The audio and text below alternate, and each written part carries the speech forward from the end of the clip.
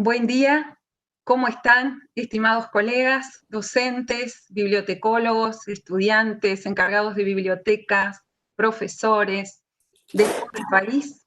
Es un gusto saludarlos en esta segunda edición de la lectura como experiencia más allá del papel y de la pantalla, que inauguramos el año pasado conjuntamente entre la Biblioteca País de Ceibal y el Programa de Lectura y Escritura en Español de la Administración Nacional de Educación Pública. Bienvenidos a todos. Tenemos la buena noticia que hay más de 1021 inscriptos hasta las 10:30 de la mañana.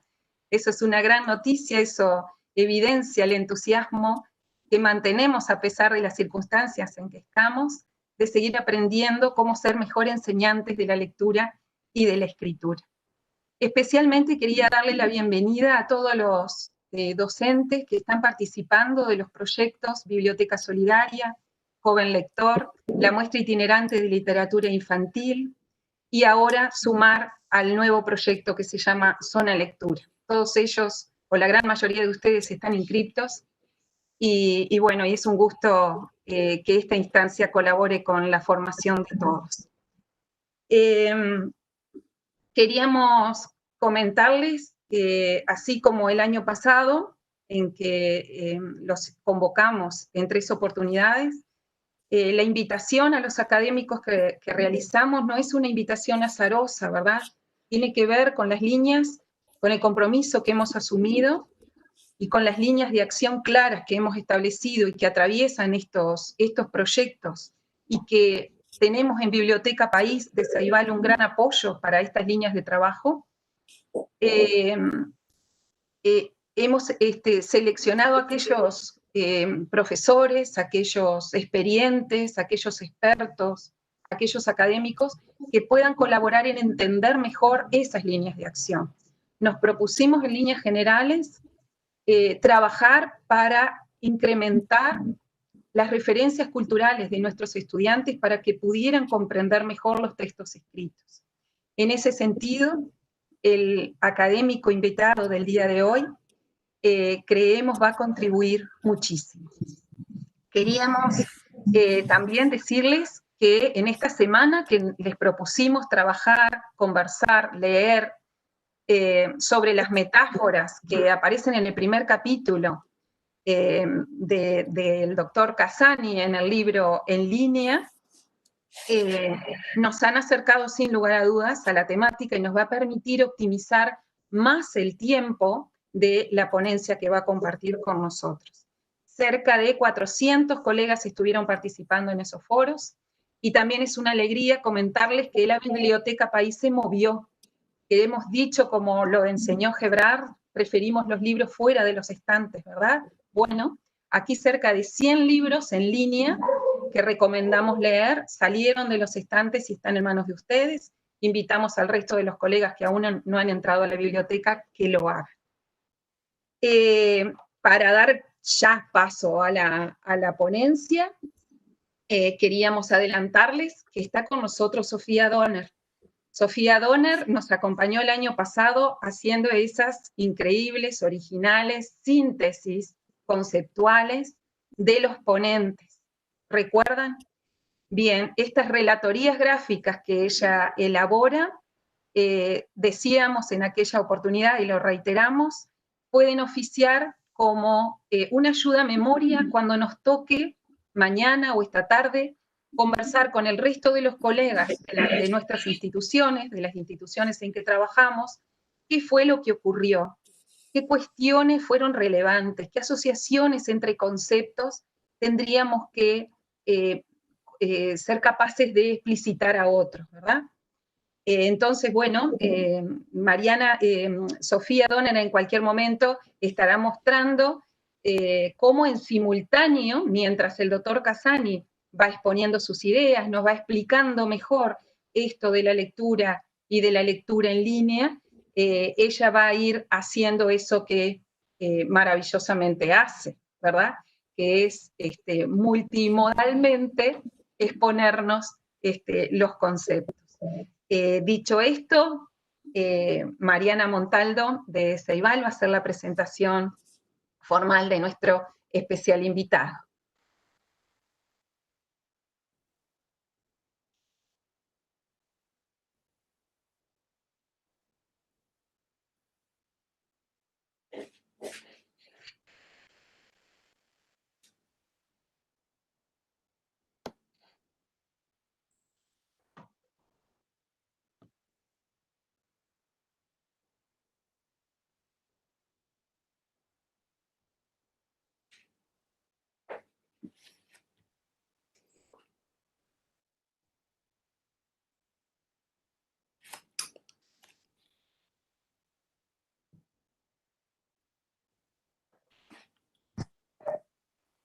Bueno, buen día a todos, a todas. Muchísimas gracias por estar con nosotros.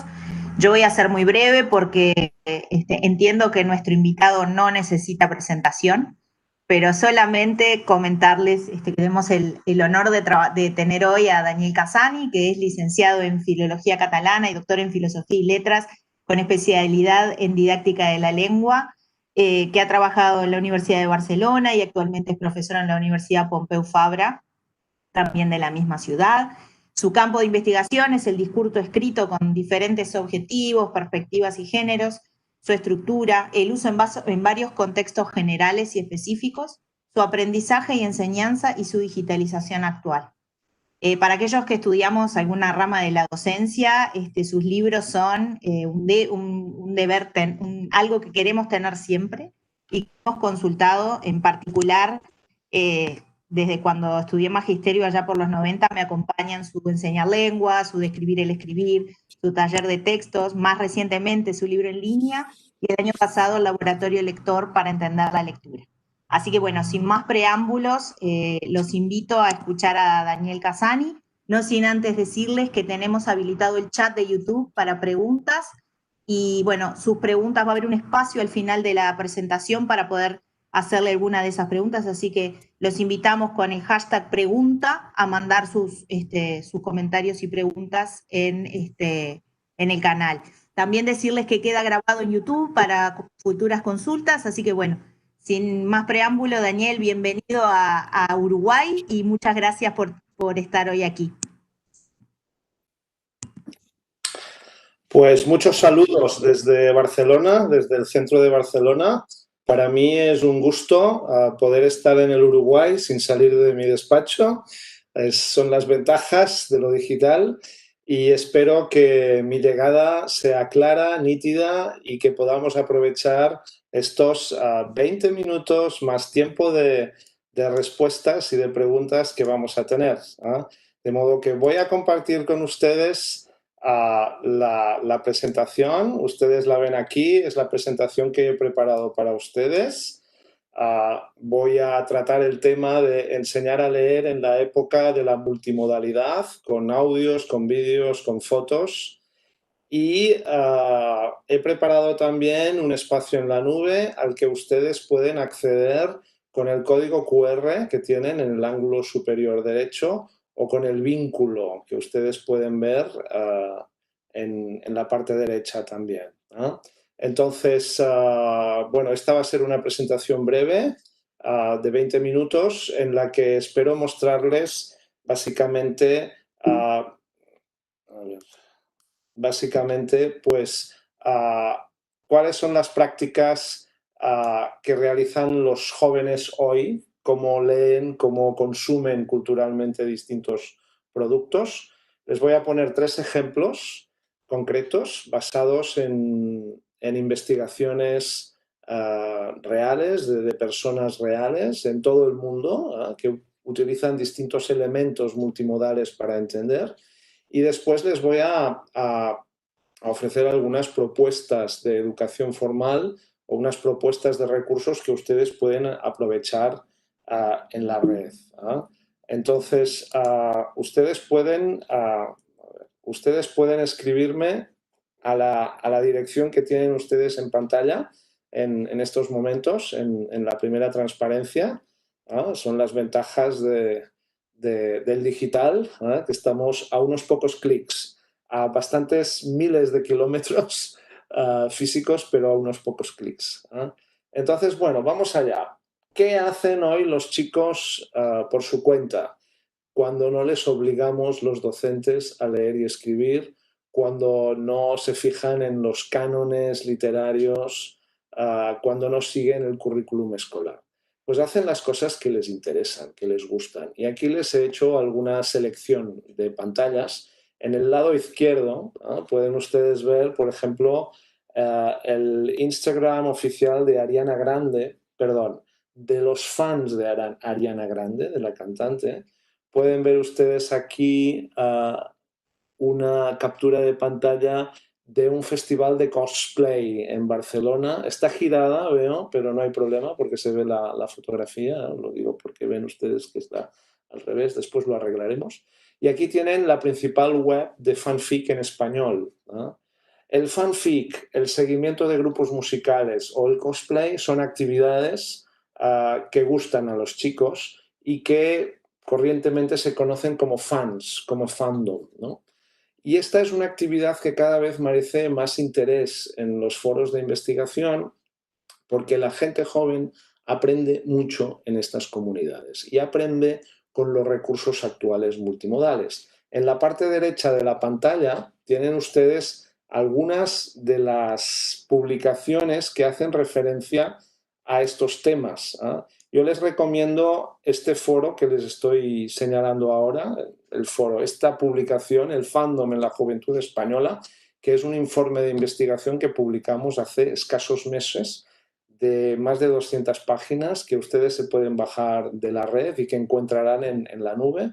Y aquí tienen también algunos de los libros de Henry Jenkins, que es como uno de los investigadores más reputados, y otros libros al respecto.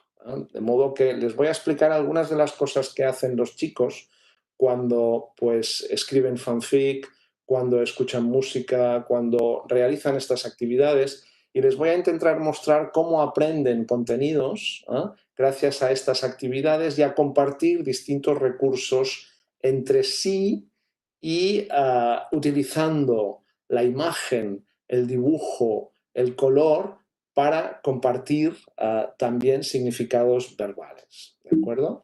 Vamos con el primer ejemplo, que es de scanlation. Aquí tienen ustedes la palabra. Van a ver muchas cosas frikis, diríamos en España, o fans en esta presentación. Yo no sé si ustedes son muy frikis o son muy amantes del fan, si les gusta a los otakus, el cómic manga, pero bueno, los scanlators o los jóvenes que practican el scanlation son jóvenes amantes del manga japonés y que lo que hacen gratuitamente es compartir los mangas y traducirlos del japonés al español para que lo pueda ver todo el mundo, ¿no? Todo el mundo que no entiende japonés y que necesita leer los cómics. Si ustedes buscan scanlation en Google van a llegar a las tribus de jóvenes en todo el mundo que comparten esta actividad. Entonces, este es un ejemplo sacado de este paper, de este artículo que ven ustedes aquí, que escribí con esta doctoranda, con María José Valero, una chica que estudió pues todo este mundo. Y aquí pueden ver ustedes pues una traducción al inglés. Ven ustedes la viñeta aquí que estoy marcando ahora en inglés y ustedes ven a la derecha la traducción al español. Esto es así porque estos chicos lo que hacen, puesto que no saben japonés, es utilizar el inglés como lengua intermedia. Entonces, ellos se encontraron con piece of cake, literalmente un pedazo de pastel, que no tenía ningún sentido en el contexto del cómic que estaban leyendo, y entonces eso les hizo sospechar que piece of cake podía ser como una frase hecha, como un dicho, ¿no? Como una frase que se utiliza con otro significado no literal. Efectivamente, la traducción al español sería pan comido. Esto. Y evidentemente el argumento, la trama del cómic no está hablando de pan ni de pastel. Pero fíjense cómo de este modo los chicos, utilizando los códigos no verbales del dibujo manga, pudieron entender que esta expresión no tenía significado literal en inglés, sino que tenía otro significado, y a partir de aquí empezaron a buscar en Internet, en diccionarios, y entendieron el significado original. Vamos a ver otro ejemplo con otro ámbito muy divertido que son los dibujos animados. La gente ve dibujos animados y aprende un montón de cosas con dibujos animados, ¿no? Esta es la investigación de otra estudiante, de Lyudmila Safirova, una antropóloga y socióloga rusa que estudió con nosotros el doctorado y que descubrió que la gente utiliza los dibujos animados para aprender lenguas, para aprender, por ejemplo, el ruso, ¿eh? Entonces les invito, por ejemplo, a leer estos artículos que ella escribió. Entonces, no sé en el Uruguay, pero por ejemplo en España hay mucha gente que ve Masha y el oso, son unos dibujos animados muy divertidos para niños, y que a partir de aquí han desarrollado su interés por aprender algo de ruso o para aprender, por ejemplo, el alfabeto cirílico, aunque pueda parecer increíble, ¿no? Pensando que Rusia está muy lejos. Pero no solo eso, sino que en la investigación que hizo Lyudmila descubrió que había jóvenes españoles que incluso intentaban aprender ruso con otros dibujos animados que no son rusos, como por ejemplo The Simpsons, que uno se pregunta, ¿cómo es posible aprender ruso viendo The Simpsons? Pues bien, la respuesta nos la dio el chico que lo hacía. Nos dijo, no, es que a mí me encantan The Simpsons. Yo me los conozco a fondo, los he visto muchas veces en inglés. Entonces, puesto que está disponible en la red gratuita la versión en ruso de The Simpsons, yo me la miro en ruso y así aprendo. Fascinante. Y pueden ver algunas de las características de este tipo de aprendizaje, que es la gente utiliza lo que está gratuito y disponible en la red, ¿no? Por ejemplo, ahora mucha gente está empezando a aprender coreano gracias al K-pop coreano porque está diseminado por toda la red, ¿no? Entonces vamos a ver cómo lo hacen estos chicos para aprender ruso viendo The Simpsons. Entonces aquí les estoy reproduciendo un ejemplo. Aquí pueden ver a la izquierda pues la pantalla del cómic, que no es cómic, del dibujo animado, perdón, que está viendo el chico, y pueden ver cómo el chico lo está escuchando, por ejemplo, en ruso, con el audio en ruso, y está viendo el subtítulo en ruso, porque en la red puede elegir en YouTube, por ejemplo, si quiere subtítulos o no. Esto le permite escuchar y ver cómo se escriben estas palabras. En el hipotético caso que no entienda una palabra, por ejemplo, esta segunda palabra en ruso, en alfabeto cirílico que ven aquí, pues entonces lo que hace el chico es parar la visualización de los dibujos animados, cambiar los subtítulos al inglés. Aquí pueden ver ustedes cómo también se utiliza el conocimiento previo adquirido para aprender conocimiento nuevo. Estamos hablando de un chico español, hispanohablante, ¿eh? Entonces descubre que esta palabra, que yo no sé ni pronunciar porque no sé leer el alfabeto cirílico, es winning, es to win, ¿eh? Y entonces entiende. En el caso que no entendiera esta palabra, porque fuera más difícil, entonces lo que haría el chico sería parar la visualización del dibujo animado e ir a Google Translate o incluso ir al diccionario que utilizan habitualmente los chicos, que no es el diccionario de la Real Academia Española de la Lengua, ni ningún diccionario de autoridad, sino que es Word Reference, porque es el que tiene más lenguas y el que quizá no tenga tanta calidad y tanta seguridad, pero es el que permite solucionar más inmediatamente sus problemas, ¿no? Entonces, por eso lo utilizo. Otro ejemplo de dibujos animados todavía más extraño y más increíble. ¿Ustedes han visto alguna vez My Little Pony Friendship is Magic?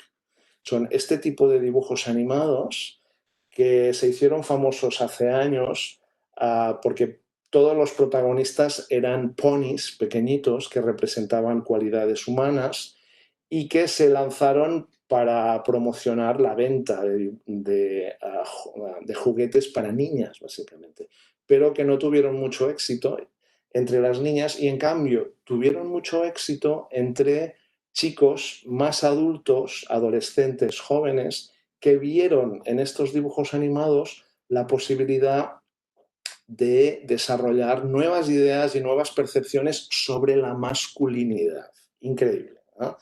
Pues bueno, nuestra investigadora descubrió que muchos chicos utilizaban estos dibujos animados para aprender inglés también. Y lo que hacían era, les voy a poner un ejemplo, de un chico, Shore, estudiado por esta estudiante mía, por Lyudmila Safirova, que vive en Siberia, o sea, más aislados que ustedes, como dicen ustedes. Yo no pienso que ustedes estén aislados, me refiero ahora a la gente que vive en el Uruguay. No están compartiendo el globo como cualquier otro, ¿no? Pero sí que a veces mencionan, ¿no?, que están lejos de, bueno, de Europa o de América del Norte, etc. Bueno, pues este chico está en Siberia y se hizo famoso porque tenía una rara habilidad para construir figurines con materiales de plástico que representaban los personajes de los dibujos animados de My Little Pony, y entonces empezó a exponer en DeviantArt, que DeviantArt es el lugar de los artistas alternativos que buscan audiencia en la red, pues empezó a mostrar dibujos de sus trabajos y algo que nunca había experimentado antes, que era la necesidad de escribir en inglés, que nunca le había interesado escribir en inglés, pues descubrió que sí, que tenía que escribir en inglés y quería comunicarse con sus posibles compradores de figurines, ¿no? Y entonces a partir de aquí descubrió que podía vender estos figurines cada uno por unos $200, de modo que se dio cuenta que podía vivir de eso, y a partir de aquí empezó a mejorar su nivel de inglés de una forma impresionante, utilizando todos los recursos disponibles en la red. Vamos al tercer ejemplo, que es todavía más increíble. Les estoy proponiendo ejemplos sofisticados, muy recientes. Son artículos que hemos publicado en los últimos 2 años, de modo que les estoy mostrando cosas que ya son posteriores al capítulo que han leído.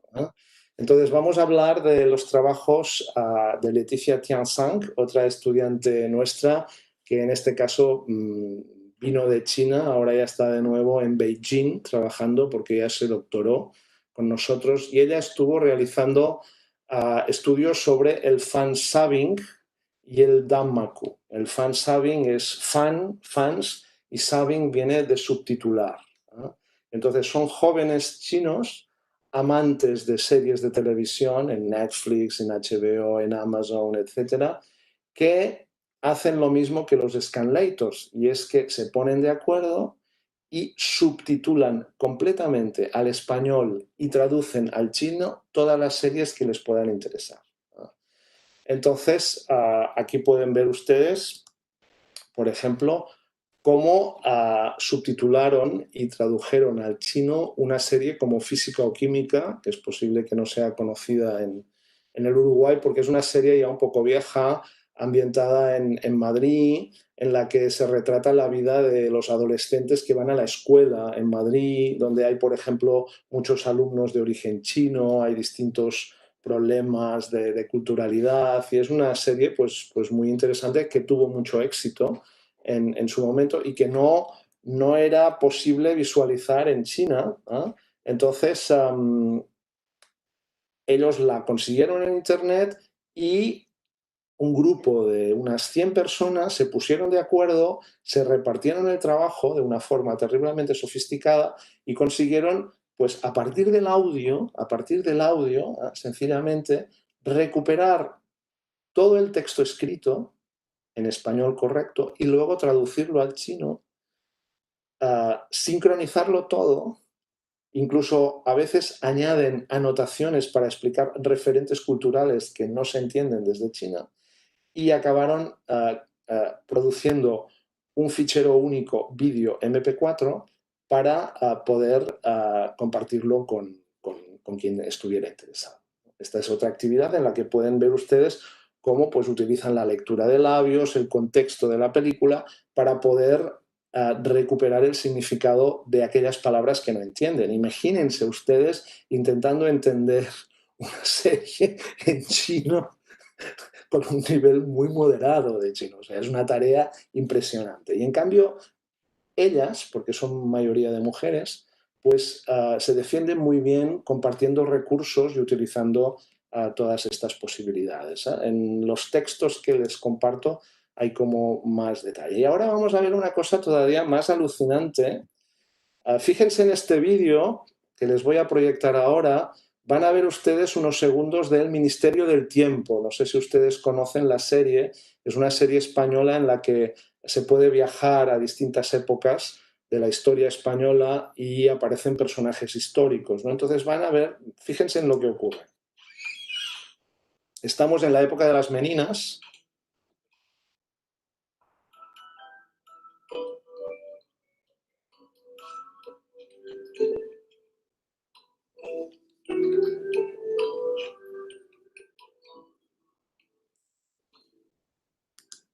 Muy bien. ¿Ven ustedes estos mensajitos que aparecen encima en la parte superior de la pantalla y que se deslizan de derecha a izquierda? Pues son comentarios que escriben en su teléfono móvil, ¿eh?, los visualizadores, la audiencia de esta serie, ¿eh?, en un canal de fans en China, y que expresan sus opiniones. Son como los comentarios de YouTube que ustedes están mandando ahora, se están visualizando esta transmisión, con la diferencia de que los comentarios no aparecen en un chat al margen, sino que quedan incrustados dentro de la película e incluso en el momento, en la misma secuencia, en el mismo fotograma en que tú lo has enviado, ¿no? Entonces aquí pueden ver ustedes, pues claro, no sabemos chino, pero yo les voy a traducir lo que significa alguien que pregunta, ¿las meninas? O sea, estamos una persona china, una joven china que está viendo esta película, no sabe mucho de la historia de España, entonces se pregunta quiénes son estas chicas que aparecen vestidas de esta manera en el momento en el que Velázquez estaba pintando el cuadro de las meninas, ¿no? Y dice, ¿quiénes son estas? Entonces alguien responde, son las meninas. Y otra persona dice, ¿las meninas? ¿Quiénes son las meninas? Entonces van a ver ustedes que se dice, pues son las autoras de la pintura de Velázquez. ¿Ven ustedes? Velázquez, aquí, ¿no? Entonces, la situación, fíjense, es que distintas personas jóvenes, están en sus casas en China, están viendo esta película en su plataforma streaming, y están compartiendo lo que entienden y haciéndose preguntas y dando respuestas para poder entender mejor lo que está pasando. Es como una comprensión audiovisual compartida en la que unos se ayudan a otros, ¿no? Es el ejemplo más sofisticado de cómo podemos utilizar los recursos multimodales y compartir con la vida social, con otras audiencias, nuestros conocimientos para mejorar nuestra comprensión. Entonces, bueno, voy a acabar ya con algunas ideas de recursos que ustedes pueden utilizar. Entonces, aquí tienen, por ejemplo, Clipflare. Clipflare es un proyecto de la Unión Europea para utilizar la subtitulación y el doblaje de películas, de documentales, también la anotación, o sea, el anotar texto en la imagen en movimiento, ¿no? Y es un programa muy fácil que ustedes pueden utilizar, abierto, gratuito, y hay una comunidad de docentes en múltiples lenguas de muchos países que comparten recursos libres de derechos, fragmentos, por ejemplo, de películas, de sus directores favoritos, de sus autores favoritos, de distintos temas, para poder trabajar con estos recursos en clase. Los los alumnos están muy motivados de poder hacer cosas de subtitulación, de doblaje audio, por ejemplo, del coreano al español, del inglés al español, poder subtitular también, etcétera, ¿no? Aquí tienen otro recurso interesante que es Callejeros Literarios, si no lo conocen, que es un equipo muy grande de centros de secundaria y de primaria en España que trabajan en geolocalización y que lo que hacen es preparar itinerarios literarios por la geografía del país, ¿no? Entonces, si tú te vas a Granada, pues te puedes encontrar pues varios itinerarios callejeros literarios de distintos grupos que trabajan pues distintas cosas relacionadas con García Lorca, por ejemplo, o con otros literatos que estuvieran en Granada, ¿no? Y comparten fotografías, vídeos, textos escritos, geolocalización en Google Maps, etcétera, ¿no? Tienen ustedes aquí literacia digital, manual de instrucciones, el MILT. Tienen los vínculos activos aquí en los títulos, que es un programa de formación en lectura y escritura y en digitalidad y en el mundo en Internet, pagado por la red de bibliotecas de Portugal. Es un muy buen programa. Yo colaboré en la parte de leer y escribir en la red y ahora están desarrollando una propuesta todavía más amplia, de modo que yo creo que les puede interesar también. Luego acabo ya con dos instrumentos que no sé si ustedes conocen, pero que les ayudarán mucho para mejorar las habilidades de escritura, que sería Still Lector. Still Lector es un corrector de estilo de la Universidad, de la Pontificia Católica Universidad de Valparaíso, en Chile, que está abierto en la red. Ustedes tienen el vínculo y tienen aquí, y entonces ustedes pueden copiar y pegar un texto y el sistema les ofrece pues comentarios sobre cómo mejorar el estilo, cómo hacer frases más cortas, información sobre dónde poder encontrar más datos para mejorar el texto. Y finalmente, pues tienen uno de los últimos recursos disponibles, que es un redactor asistido, un redactor asistido para todas las materias, donde ustedes pueden ver, aquí pueden ver, pues es un redactor en línea, gratuito, también abierto. Esto está pagado con dinero de bancos españoles. Y bueno, españoles, ya saben que los bancos no tienen nacionalidad, son, buscan el dinero, ¿no? Entonces en todas partes, también los habrá en el Uruguay. Entonces, bueno, pues pagado con este dinero, que no deja de ser nuestro originariamente, pues es un recurso en el que ustedes tienen un procesador. Aquí tienen la estructura, aquí a la izquierda, del tipo de texto que quieren escribir. Aquí tienen ustedes un listado de los textos que están disponibles en este momento, en la versión en este momento de la aplicación. Y luego ustedes pueden escribir aquí, esto es una fotografía, de modo que yo no lo puedo hacer, pueden escribir aquí y luego le dan al botoncito verde de revisar y el texto automáticamente pues les revisa con el corrector de Word, más conocido, pero también con otros inputs de otros sistemas de corrección.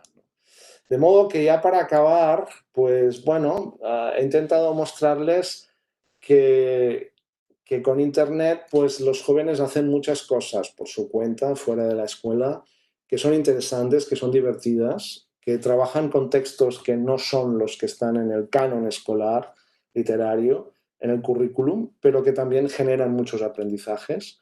Son aprendizajes multiculturales, plurilingües, multimodales, o sea, son muy diferentes a la educación que recibimos, pero son interesantes y han merecido el interés de la investigación. No son despreciables, o sea, no son solo para pasar el tiempo. Los jóvenes aprenden cosas de valor, ¿no? Y entonces les he mostrado distintos ejemplos para ver cómo la imagen, el audio, el vídeo ofrece contextos significativos para construir la comprensión, y les he ofrecido distintos recursos que avanzan en este sentido. Y bueno, y espero ahora responder sus preguntas, de modo que aquí tienen ustedes nuevamente el vínculo y estaré encantado de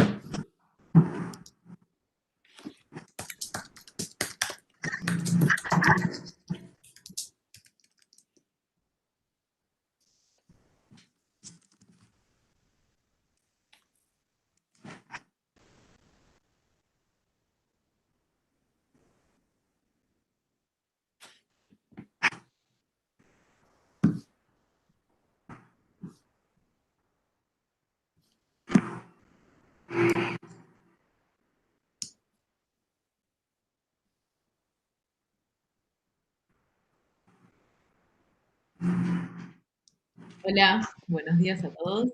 ¿Me escuchan? Sí. Como básicamente, Mariana, se escucha ruido de tu micrófono. ¿Están viendo lo que hice? Sí, bien. Entonces, la idea es, bueno, que aquí quede un poco el registro de lo que nos comentó Daniel. Mi idea era como simplemente quedarnos con los conceptos clave. Como verán, aún no terminé. Estoy trabajando en la parte del cierre y mi idea era después también agregar las herramientas específicas que él nos compartió, como para que les quede también el listado ahí. Y bueno, la idea era como explorar un poco las prácticas juveniles, culturales juveniles por fuera del aula y cómo, nada, dar herramientas para conectar esas prácticas con el trabajo en el aula. Hay mucho de globalidad y de intercambio cultural entre jóvenes de distintas partes del mundo, aprendizaje de idiomas a través de contenidos de interés, que eso me parece súper interesante. Cuando mostraste Maya y el oso pensé en mi primita de 5 años que lo mira y le encanta. Y bueno, por ahí va quedando el registro. Me falta terminar con estos 3 conceptos finales que él presentó y agregar las herramientas. Si tienen alguna devolución, bienvenida.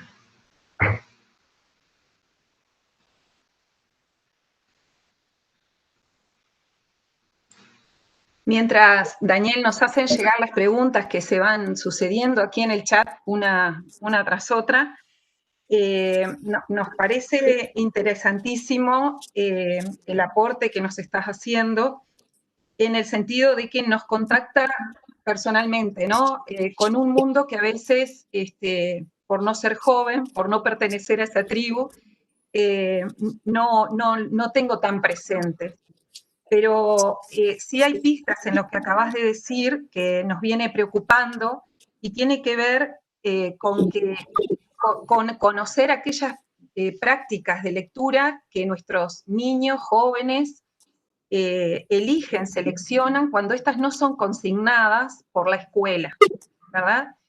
Cómo estas prácticas sociales y culturales, ellas la materializan como tal cuando, mucho más, diría yo, cuando suceden fuera del ámbito escolar que cuando suceden dentro, porque de verdad tenemos que asumir que por más esfuerzo que hagamos de que nuestras prácticas letradas en el aula se contextualicen lo más posible como una práctica social, no siempre la podemos lograr, y también porque, bueno, hay que profundizar algunos aprendizajes que hacen que luego esa práctica se desarrolle de una mejor manera. Entonces pienso en jóvenes interactuando, en las posibilidades que nos compartiste, ¿no? Jóvenes interactuando o niños interactuando, niños cooperando para poder entender.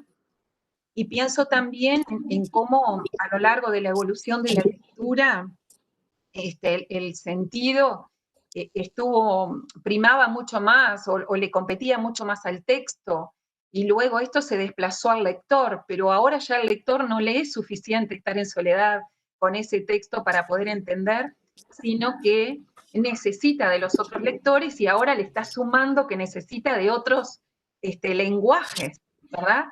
Esto hace que nuestro lenguaje escrito en la sociedad actual sea mucho más compleja. Vos podrías como darnos algunas características de este docente que debemos ser en el aula, este docente que no debe perder, ¿no? De vista esta complejidad, ¿cómo lo podrías caracterizar? ¿Cómo nos hacemos o cómo no perdemos este estado de alerta con toda la complejidad que se nos presenta, esta enseñanza de un lenguaje escrito que ahora no corre solamente por la palabra escrita, sí con la palabra escrita, pero no solamente, ¿verdad? No sé. Sí, claro que sí, Mariana. Creo que puede ser muy sencillo si sencillamente damos la palabra a los chicos, si les pedimos que nos cuenten lo que hacen fuera de la escuela, ah, en los lugares donde están, ¿no? Si están en TikTok, por ejemplo, ahora, ¿no? Que es donde aparentemente está ocurriendo lo más importante en Internet, o si están en Instagram, pues qué hacen allí, um, cómo lo hacen, qué aprenden, ¿no? Entonces, yo creo que es una manera de construir situaciones reales de intercambio en el aula, ¿no? Ellos pueden ser muy buenos en algunas cosas tecnológicas, manejando los aparatos, subiendo fotos, haciendo vídeos, pero siguen teniendo los mismos problemas de sintaxis, de léxico, de capacidad de expresión escrita y de expresión oral, ¿no? Que debe tratar la escuela, porque muchos de estas actividades pues no son tan sofisticadas como las que yo les he mostrado. Yo he elegido mostrarles pues, ejemplos muy sofisticados de distintos lugares del mundo para que ustedes vean el potencial que tiene esto, ¿no? Con nuevos géneros que apenas son conocidos en Occidente, etcétera, ¿no? Pero de manera más modesta estos chicos también tienen sus conocimientos y yo creo que, bueno, puede ser muy bueno generar en el aula una dinámica de intercambio entre los chicos, ¿no? De enseñarse unos a otros pues algunas habilidades que han desarrollado, algunos conocimientos, ¿no?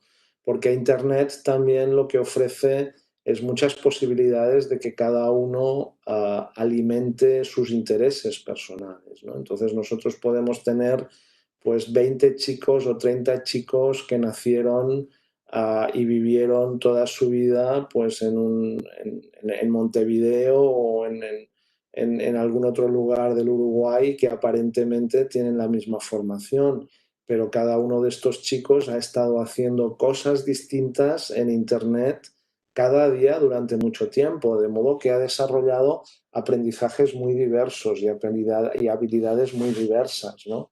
Y entonces, desde este punto de vista, yo creo que abrir un poco el currículum y dar espacio a las voces de los chicos es interesante y enriquecedor. Sí. Sin duda, Daniel.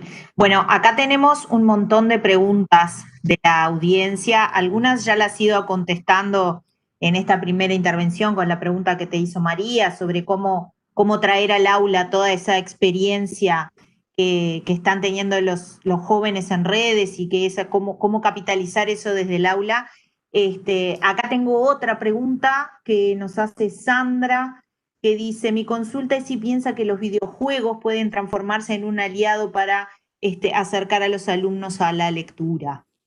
Es una pregunta interesante. Sí, sin duda, sin duda. Los videojuegos incluyen mucha lectura. También depende de los videojuegos, ¿no? Pero imagínense ustedes un videojuego de guerra medieval, por ejemplo, World of Warcraft, si ustedes son gamers y videojugadores, no es mi caso, ¿eh? Pero he aprendido mucho de mis estudiantes y de mis alumnos, ¿no? Porque les dejo hablar, les dejo que me cuenten, ¿no? Y entonces uno me dijo que había aprendido mucho leyendo World of Warcraft y yo le dije, demuéstramelo, un alumno que no tenía muy buenas notas. Entonces él me hizo todo un informe con muchas capturas de pantalla en las que me mostraba pues cómo para poder avanzar en el itinerario del juego, para obtener mejores puntuaciones, para poder vencer a algunos contrincantes, para poder formar equipos y competir contra otros equipos, pues había que, por ejemplo, leer las instrucciones. El juego puede estar ambientado en la época medieval o puede tener elementos que corresponden a nuestra época medieval, utilizar términos bastante especializados de la guerra o de las armas, ¿no? con lo cual el aprendizaje de vocabulario, el aprendizaje de determinadas estructuras sintácticas que no son corrientes en el habla, pues puede ser relevante. Por otro lado, en el juego también se utiliza el chat para poder ponerse de acuerdo con los compañeros del equipo y organizar la estrategia. Y para eso necesitas pues toda una negociación de términos. Ustedes pueden decir, bueno, pero ya sabemos cómo escriben los chicos en el chat. Bueno, los doctores también escriben del mismo modo en el chat, pero así también consiguen organizarse para hacer una buena intervención quirúrgica, ¿no? No hay que menospreciar ese tipo de comunicación, ¿no? Entonces, una de las características de los medios multimodales, sofisticados, es que integran formas más tradicionales de escritura, ¿no? Claro, eso siempre si entendemos la lectura desde un punto de vista muy amplio, ¿no? O sea, si ustedes piensan en lectura para leer novelas de alta literatura y tienen solo esta visión, entonces es probable que ustedes perciban una brecha más grande entre los videojuegos y lo que sería la buena lectura, ¿no? Pero yo creo que esta es una visión perversa, o sea, la lectura es todo, o sea, todo lo que implica procesar grafismo escrito. Y en esta época multimodal todavía más. En este sentido, esto favorece el desarrollo de las estrategias de comunicación. Muy bien, bueno, y hablando un poco de esto, de las nuevas prácticas y de esas visiones a veces un tanto dicotómicas entre lo que es la buena lectura y no lo es, nos llega acá una pregunta de Evelyn. Evelyn, gracias por acompañarnos. Evelyn es conocida de la casa. Y la pregunta es, esta lectura a menudo bastante superficial de las redes sociales que atrapa a los jóvenes la mayor parte de su tiempo libre, ¿no nos está convirtiendo en una sociedad menos crítica? Es una buena pregunta. Bueno, la presuposición que hay detrás es que leyendo solo grandes clásicos la gente es más crítica y yo también la discutiría. O sea, yo no sé, creo que es una cuestión de actitud ante la lectura. Creo que se puede leer mucha literatura, alta literatura y ser muy poco crítico. Todo depende de cómo se plantee, ¿no? Entonces, yo diría que es cierto que algunos jóvenes pueden estar leyendo muchos textos de escasa calidad y que desearíamos que fuera de otra manera, ¿no? Pero no conozco muchos jóvenes que estén leyendo obras de alta calidad, lamentablemente, ¿no? En cualquier caso, yo creo que la lectura que a ellos les interesa es un buen anzuelo para avanzar luego hasta otras formas de lectura más sofisticada.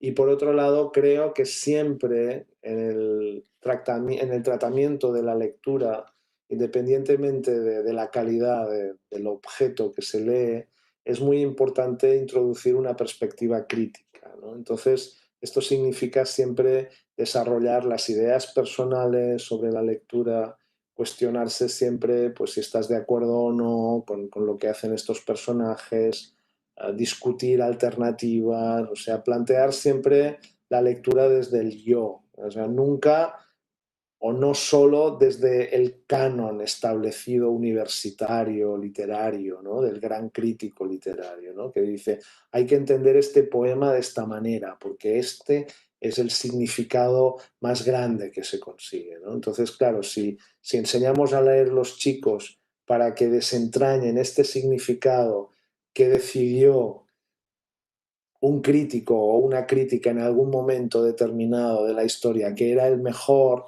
pues probablemente el chico no va a tener ningún interés por este texto, ¿no? Por este poema. En cambio, si le empezamos a preguntar, a ver, ¿qué has entendido tú?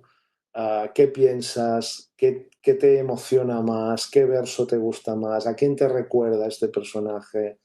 Y luego le pedimos a otro chico que diga lo mismo y que luego compartan sus impresiones y si son antagónicas, que discutan cuál de ellas tiene más fundamento. En este sentido estamos educando en la criticidad.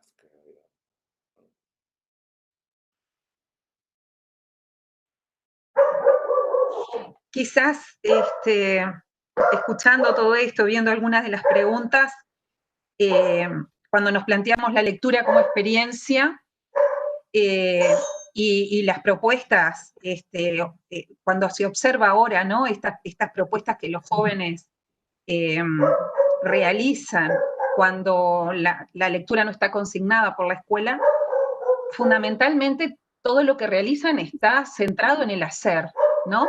Ellos hacen con la lengua, hacen con la lectura, hacen con la escritura y también hacen con los otros recursos que tienen a mano o que les permite el acceso por Internet. En ese sentido, Daniel, creo que esto es una gran pista para los docentes, para los que estamos en el aula, en la educación formal o no formal. Tenemos que centrar entonces nuestras intervenciones allí, ¿verdad? En dar las posibilidades para que estos estudiantes hagan con el lenguaje. Y en ese sentido, luego que comentes algo, me voy a permitir presentar tu último libro y comentar con los compañeros de qué va este último libro. Respondo ahora. Pues sí, o sea, a ver, yo creo que la innovación y los avances en educación en los últimos años claramente confluyen o comparten la idea de empoderar al alumno no solo simbólicamente y no solo con contenido, sino básicamente con actividad, ¿no? O sea, la idea es que la educación esté centrada en el alumno y que básicamente el alumno haga cosas, ¿no?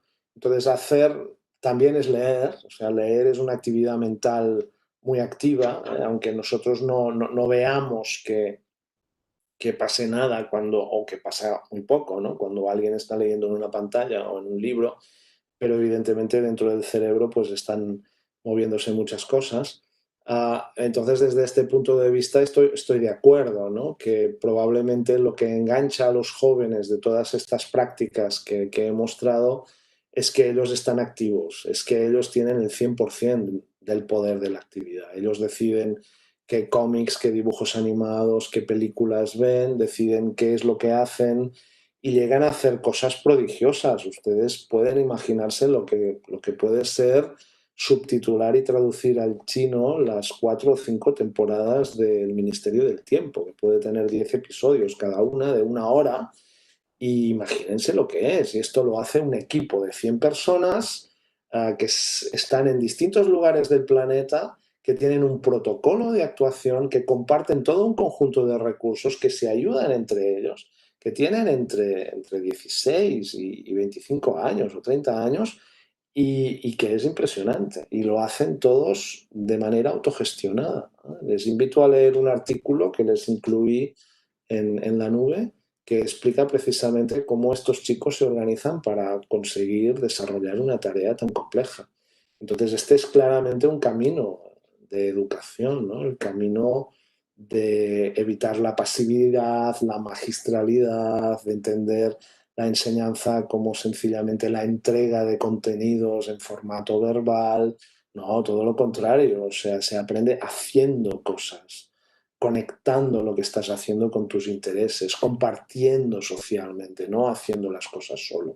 Otra de las características que me parece muy importante de los ejemplos que puse es que pues son sociales, ¿no? Son ejemplos en que la gente colabora para construir actividad. Bien, Daniel, casi ya cerrando, queremos comentarle a... No le oigo ahora. Se nos cortó tu audio. Perdón. No, decía que queríamos compartir que el libro último que ha escrito Daniel, que se llama Laboratorio Lector para entender la lectura, está ya disponible en Biblioteca País y nos parecía una muy buena noticia en tanto esto, ¿no? Vincular esto que nos acaba de decir el doctor Casani, que esto de la lectura tiene que ver con concebirla como una experiencia en donde el lector y los lectores hacen cosas, ¿no? Y esto tiene que ver con el aprendizaje en general. Entonces, bueno, comentarles que en este libro, este libro está concebido como un lugar dotado de los medios necesarios para investigar y para experimentar con la lectura, y que van a encontrar allí cerca de 80 experimentos en donde nos sitúan a nosotros, los docentes, los educadores, en esa posibilidad de hacer con el lenguaje, ¿verdad? No pretendo, entiendo yo, una transposición didáctica de los ejemplos que hay ahí, sino que nos interpela a nosotros, los educadores, a vivenciar la lectura, a ser parte de esa comunidad que asistimos a ese laboratorio mientras leemos su libro, en donde podemos hacer cosas con la lectura. Bien, de mi parte, agradecer muy especialmente, pero Mariana va a dar este cierre final a este encuentro tan especial que sin lugar a dudas nos pone a pensar y a expandir los límites de nuestro pensamiento o de nuestras concepciones acerca de la lectura y de los lectores. Bueno, nos quedaríamos, Daniel, conversando contigo toda la mañana, pero no es posible. Así que en realidad pasar algunos avisitos nada más, decir que la presentación se va a compartir en el grupo de CREA y la grabación, recuerden que queda en el canal de YouTube. Acá estamos viendo a Sofía trabajar activamente y cómo se va completando esta relatoría. Bueno, de mi parte, agradecerte enormemente, Daniel, tu participación, decir que soy una ferviente creyente de que la literacidad, el desarrollo de la literacidad empodera a las personas. Entonces, hoy más que nunca en estos contextos donde aprender a leer y escribir están modificados, son de forma distinta, no solo por la multimodalidad, sino por el acceso a instancias educativas y demás, creo que nos diste un montón de material para seguir pensando y para, sobre todo, escuchar a los niños y a los adolescentes para saber cómo podemos seguir trabajando estos temas. Así que, Daniel, muchísimas gracias y, bueno, ojalá que sea el primero de muchos encuentros. Muy bien, pues hasta luego, les deseo lo mejor. Y a todos, muchísimas gracias por acompañarnos y, bueno, damos por terminado aquí el evento y nos vemos en futuras ediciones de La Lectura como Experiencia.